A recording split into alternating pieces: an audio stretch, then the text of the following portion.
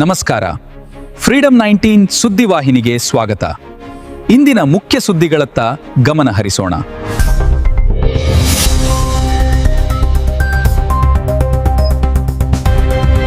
ನಮಸ್ಕಾರ, ನೀವು ನೋಡ್ತಾ ಇದ್ದೀರಾ ಫ್ರೀಡಂ 19 ನ್ಯೂಸ್ ಚಾನೆಲ್.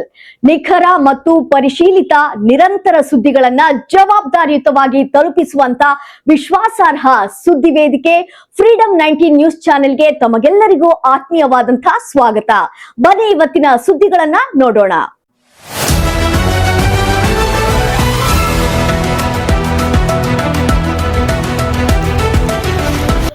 ಬೆಳಗಾವಿ ಜಿಲ್ಲೆ ಕಾಗವಾಡ ಮತಕ್ಷೇತ್ರದ ಬಸವೇಶ್ವರ ಏತ ನೀರಾವರಿ ಹಾಗೂ ಐನಾಪುರ ಏತ ನೀರಾವರಿ ಯೋಜನೆಯ 2 ಕಾಲುವೆಗಳಿಗೆ ನೀರು ಬಿಡುವಂತೆ ಆಗ್ರಹಿಸಿ ರೈತರ ಜಮೀನುಗಳಿಗೆ ನೀರಿನ ಕೊರತೆ ಉಂಟಾಗಿದ್ದು, ಮುಂಗಾರು ಮಳೆ ಕೈಕೊಟ್ಟಿದ್ದರಿಂದ ರೈತಾಪಿ ಜನ ಕಂಗಾಲಾಗಿದ್ದು, ಮಧುಬಾವಿ ಜಿಲ್ಲಾ ಪಂಚಾಯಿತಿ ಹಾಗೂ ಅನಂತಪುರ ಜಿಲ್ಲಾ ಪಂಚಾಯಿತಿ ಕ್ಷೇತ್ರಕ್ಕೆ ಒಳಪಡುವ ಎಲ್ಲ ಹಳ್ಳಿಗಳಿಗೆ ಕಾಲುವೆ ಮುಖಾಂತರ ನೀರು ಹರಿಸಬೇಕು ಎಂದು ಕರ್ನಾಟಕ ಪೊಲೀಸ್ ಕಲ್ಯಾಣ ಅಭಿವೃದ್ಧಿ ಸಂಸ್ಥೆ ಮುಖ್ಯಸ್ಥ ಪ್ರವೀಣ್ ನಾಯಕ್ ಅವರು ಕಾಗವಾಡ ಮತಕ್ಷೇತ್ರದ ಶಾಸಕರಾದ ರಾಜು ಕಾಗೆ ಅವರಿಗೆ ಮನವಿ ಮಾಡಿದರು.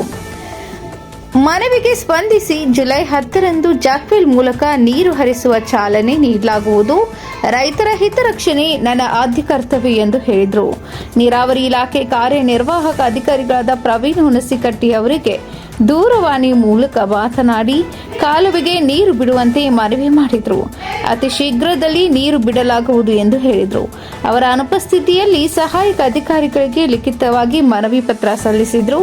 ಈ ಸಂದರ್ಭದಲ್ಲಿ ಸಂಸ್ಥೆಯ ಮುಖಂಡರಾದಂತಹ ಶರಣಪ್ಪ ಸಿಂಧೆ, ಅನಿಲ್ ಭಾಮನಿ, ಮಹೇಶ್ ಶರ್ಮಾ, ಬಸವರಾಜ ತಂಗಡಿ, ಶಿವಾನಂದ ನಾವಿ, ಕಿರಣ್ ಪಾಟೋಳೆ ಸೇರಿದಂತೆ ಮುಂತಾದವರು ಉಪಸ್ಥಿತರಿದ್ದರು. Mahesh Sharma, freedom 19 news, Kagwad. ಇವಿಷ್ಟು ಈವರೆಗಿನ ಸಂಕ್ಷಿಪ್ತ ಸುದ್ದಿ. ನೋಡ್ತಾ ಇರಿ ಫ್ರೀಡಂ 19 ನ್ಯೂಸ್ ಚಾನೆಲ್. ಧನ್ಯವಾದಗಳು.